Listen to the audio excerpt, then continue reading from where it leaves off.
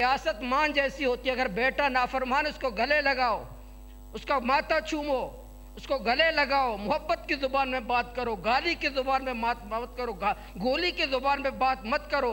जो मुजरम है उसके साथ मुजरम जैसा सलूक करो। जो डेथ स्क्वाड है, मुझे बताए ज़ेरी में उस बच्ची को जो अगवा किया गया, बच्ची को, वो BLA वाला था, मुसल्लह तहरीक का था, वो BLF का था। रात 1:30 बजे उस बच्ची को अगवा करने वाला BLA का नहीं था, किसका था? डेथ स्क्वाड वाले थे। वो आज भी गिरफ्तार नहीं हुए, आज भी नहीं पकड़े। बच्ची तो बाजिया हुआ, हुकूमत ने, वज़ीर आला साहब ने कोशिश की हो तो हुआ, लेकिन अगवाकार कहाँ है? जमीन के नीचे चले गए, आसमान के ऊपर चले गए। वो कोई मुसल्ला लोग तो नहीं थे।